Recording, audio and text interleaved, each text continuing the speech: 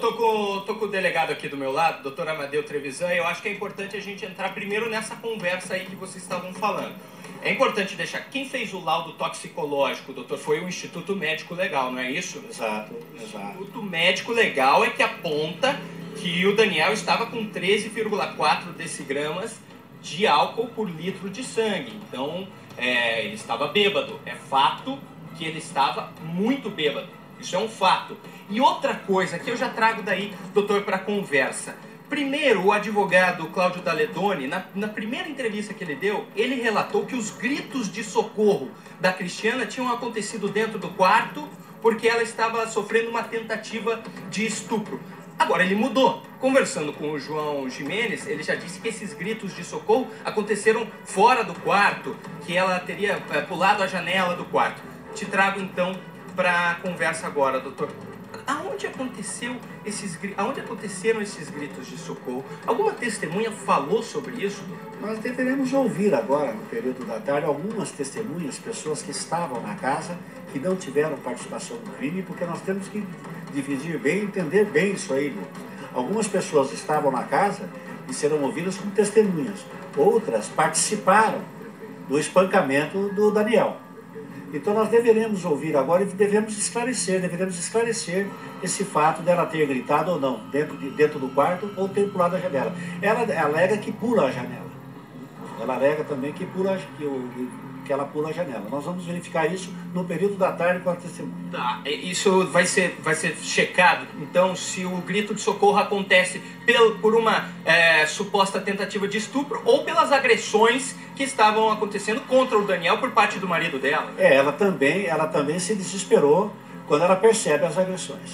Perfeitamente. Doutor, o Heleno Passaia, nosso apresentador, tinha perguntado o seguinte: há alguma ideia de fazer alguma reconstituição do que aconteceu na casa, doutor?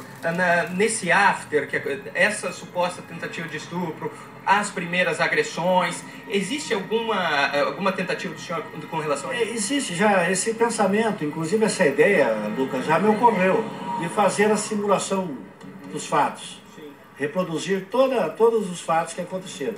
Mas nós vamos aguardar isso agora com mais depoimentos, enriquecendo melhor o inquérito policial, com melhores informações. É uma ideia que poderá, sim, ser efetivada. Já da tentativa de estupro, isso não pode ocorrer, né, doutor? Não, daí são crimes sexuais, não existe essa reconstituição. Não existe essa possibilidade. Bom, a gente fica na expectativa com relação ao depoimento dessas 4 testemunhas que acontece hoje à tarde.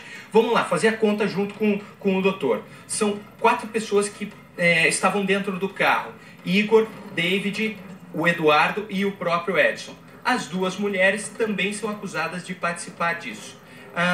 As outras pessoas são mais 7 pessoas, se eu não me engano, se eu não estou enganado, é isso, que estavam dentro da casa. Uma delas, o Daniel.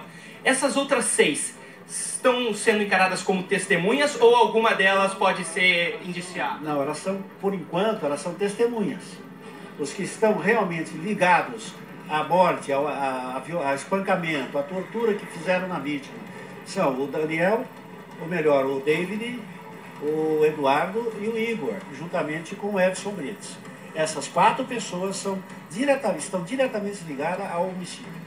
E a Alana e a Cristiana também, elas também são indiciadas por homicídio qualificado? Elas são indiciadas por homicídio qualificado porque elas tentaram também durante esse prazo, durante esse tempo, antes que a polícia descobrisse realmente a autoria, elas tentaram coagir as testemunhas no curso do processo. Perfeitamente. Doutor, a gente, claro, está atento a tudo isso, a gente está acompanhando todos os detalhes, mas é daqueles casos que entra para a história de qualquer delegado, não é verdade, doutor? É um caso bastante intrincado, bastante complexo, mas nós temos uma equipe de policiais que estão totalmente voltados para essa investigação. Praticamente a delegacia, como você observa, a delegacia para atender somente esse crime. Temos também o Ministério Público, o Poder Judiciário acompanhando tudo, fora os nossos institutos, criminalística, perícia, todos envolvidos para que esse crime seja elucidado, que houve sim o crime, mas que o Estado, que a polícia, que o Ministério Público, que o Poder Judiciário irão dar a resposta no momento adequado. Perfeitamente. Mais alguma pergunta, Passaia? Você quer fazer alguma última pergunta? A gente tem que liberar também o